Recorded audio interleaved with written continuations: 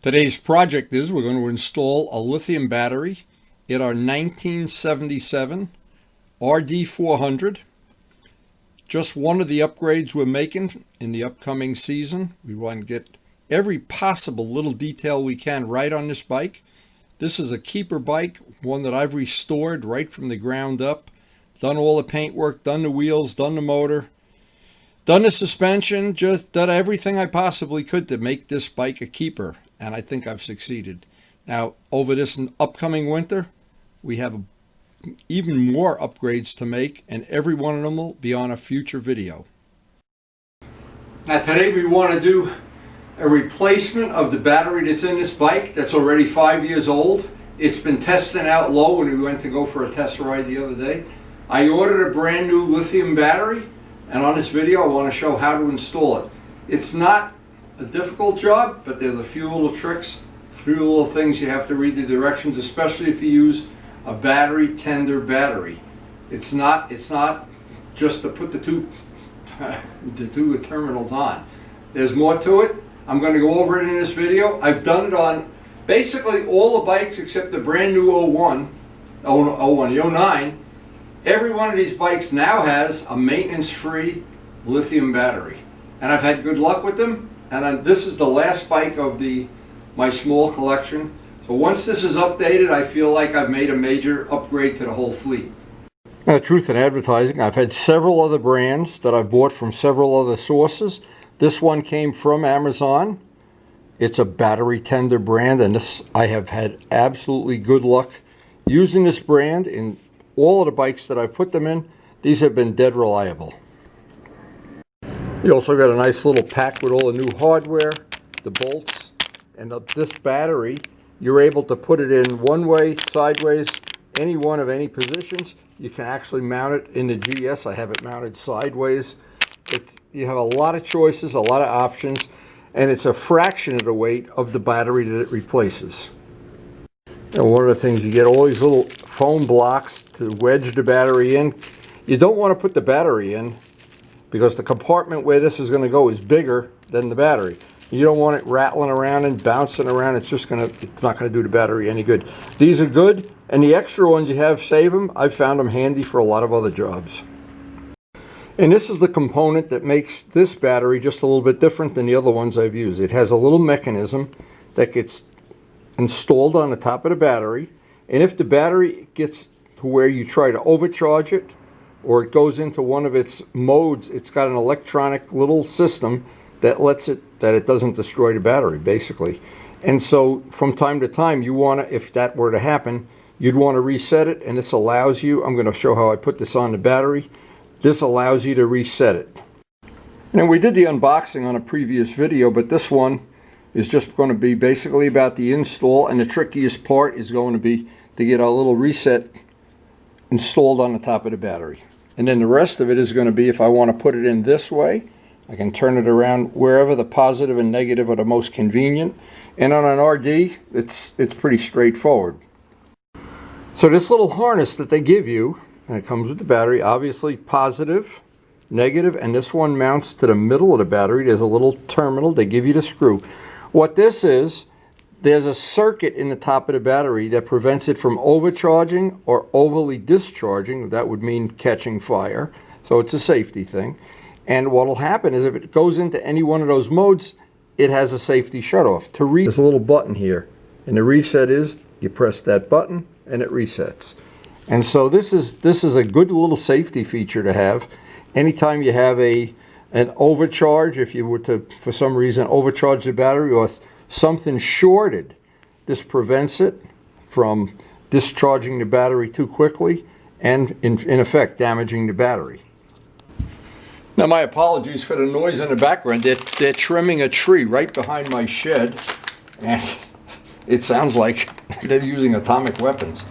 Anyway, this is a little, I'm trying to save, this is a good tip, by the way. I try to save all the packaging, the original packaging, for a while after I use this in case it's defective. And because I bought it from Amazon, there'd be no trouble if it were bad to return it. There's plenty of hardware, it's nice and new, but here's what I'm looking for. This little screw is going to attach this little terminal to that little post on the battery. and that's the key thing. And it has this little electronic circuit up here. It prevents you from overcharging or undercharging the battery. A nice safety feature.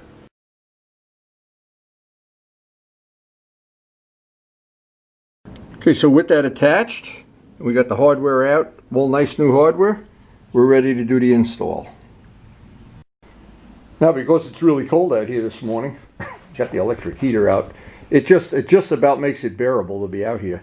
But anyway, we did want to look over the RD. We're doing other projects on it, and this is one I wanted to get out of the way today because this battery is going to have to charge overnight before we use it. Step one is two cotter pins, and you can take the seat right off. That just makes working on it a lot easier.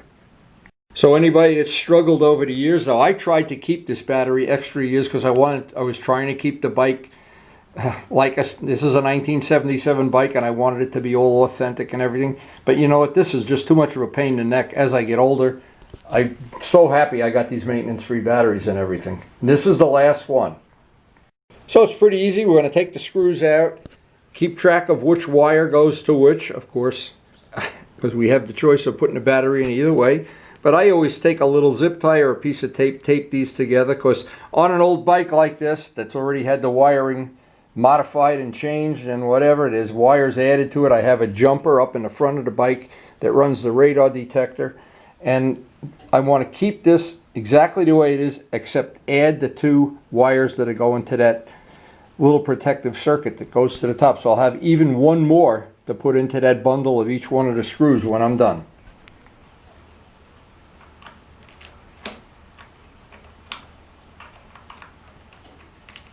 And I have a little zip tie. I've got the two positive wires off. This just makes this a little bit easier for putting it back together. But we will have that third one, and that's the whole key to this.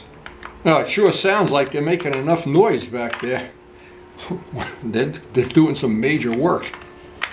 Annoying when I'm trying to shoot video, but my video studio doesn't have that in the contract. So now we just take this one off, do the same thing with a different color zip tie. I know the red one will be positive, and then we're going to fit up the battery.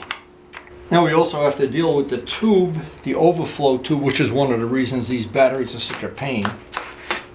And I can see I already have some rubber holding this one in, but anyway, we're done with this. We'll clean out the battery box. We have the wires zip tied plus and minus, and it's bye-bye maintenance battery. You want to clean up, see if anything's in there. We don't need the tube, the overflow tube. One less thing we need. And we're ready to fit the battery. So the first thing I know is, because I put the red zip tie on, that's the positive. We know we're going to have to hook the harness in addition to what's there. And of course this fits right in. Actually, it's a snug fit, but we're going to put some of those rubber things in addition. Now I can't have it up any higher. I want it to be lower. Let's just make sure before I do any pushing around that we're in the place we want to be. And that looks like it's going to be a pretty nice fit. No, you couldn't get a better fit than that, but we still want to put those rubber biscuits on both sides. I don't want this rattling around. Now, a couple little things will make it easier is get these little guys in place before you do anything else. And if they start rattling around, you can put a little piece of black tape around them. And of course, we just do the same thing for the other side. And with these all snug down, now we just got to make sure that none of the wires are getting pinched or somehow out of sorts. You can put a little bit of that special battery grease on top of these terminals. I'm not sure that's really necessary, but it definitely couldn't hurt if you did it. Okay, now we can tighten these up for good. And put the rest of the packing in the battery, and I think we should be happy. Now, a few zip ties to tidy up the wiring. I think that's pretty good install. I think that went pretty well. Now, of course, one of the things I always do whenever I dink around back there. Just make sure everything's working. Because now I can put the battery on charge. I got to charge it overnight, and then I'll come out and screw around with other things I want to work on this. I have other little upgrades I'm doing as the winter comes around. I want to have this guy all set for the spring, for those great two-stroke days we enjoy. So that worked out to be a pretty nice install, and probably an hour or so to do it. Tidy up the wiring. Now, of course, it's got to be charged. The directions clearly say before you run the bike, you're supposed to charge it overnight, 24 hours, and we will do that. And when I plug the charger in, it shows the solid red light, which means it's going to charge. I know they ship these with a partial charge, and maybe there's a way you damage it. I don't know, but I know it's always a good idea to just do what the directions say. So I hope you enjoyed the video. I hope I didn't leave out any steps. There's certainly no high-tech stuff going on here. It's something you can do to upgrade any old bike, actually any bike. And when I put the first one in the R1, I thought, well, we'll give this a try, see how this works out. And I've never put anything but lithium in since '09, or maybe a year later. And the first one I did, the first battery wasn't even bad. I just wanted the weight saving. I don't know, 5, 6, 7 pounds, whatever it was. But there's more to it than the weight saving. It's that lack of maintenance, and what happens in the cold weather, these batteries don't discharge as quickly as the old-fashioned ones. So it's a nice upgrade. Because we ride right through the winter, we want to have every possible thing working in our favor. Now, anytime I make a video, whether it's for my friends, a private or a public one for YouTube, I always try to end it with thank you to the COVID workers, the healthcare workers that have really kept us safe through this terrible time we've all gone through, this terrible year. And I want to thank you for watching. Share it with your friends. I hope you learned something, or that you're just entertained by watching these jobs go down. It's always good. I always think it's to your benefit to know how to do simple, basic work on the bike you have or the bikes you have. And there's a certain enjoyment that comes from being a backyard mechanic. I certainly have it. And then there's that other thing we all share, that passion for all motorcycles. Old ones, new ones, cruisers, track bikes, you name it. And no matter how much money you have, it's still a passion we all share.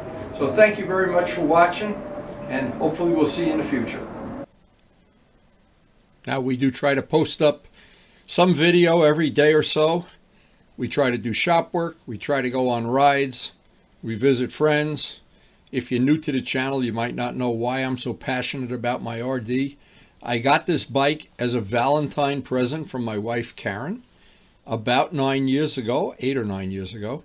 I've done a lot of work on it. I have 3 different exhaust systems, 4 sets of carburetors, 2 sets of wheels, 3 different seats, among other things. And I just never lose interest in it. It's always, the word I like to use, it's just a fun bike to ride. And when some of my other friends that have 2-strokes, we get together and have our 2-stroke days, and there's just no substitute for the memories you have during that time. So the reason I'm saying this is the reason I don't mind doing these upgrades. We did polishing upgrades on video. I've got brand new Mikuni carburetors on this bike. I've got other things that I haven't even started to do yet, the future upgrades. I always try to include all the information I have on videos, including the polishing, the doing of the wheels. When we replaced the exhaust system, I have 2 different tuned exhaust systems for it, among other things. But this is the whole passion for old motorcycles. You have a passion. I raced these in the 70s. I had at least 10 of them over my lifetime with various success. They've been a very passionate part of my life, and I like to keep this the same way Howard Hughes kept the Spruce Goose. I just like to keep it. I'll probably never sell it no matter what, even when I get too old to ride, but I'm passionate about it, and I'm passionate about sharing the things on YouTube. I hope you've enjoyed watching, that you'll share it with your friends again. And guys, thank you so much for watching. I really appreciate it. Have a great day.